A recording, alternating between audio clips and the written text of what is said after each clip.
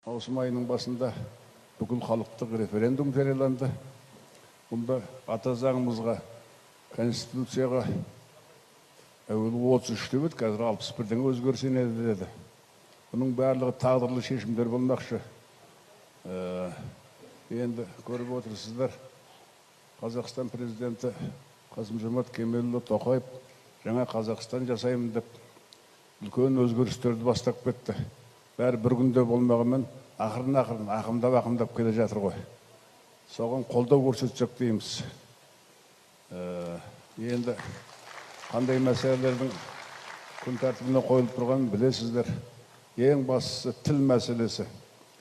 Ата заңда қазақ тілі Қазақстандағы бірден-бір мемлекеттік тіл болып жарияланса деп үміттенеміз. Ана конституциядағы орыс тілі ұлтаралық қатынастар тілі деген бап алынып тастаса екен дейміз.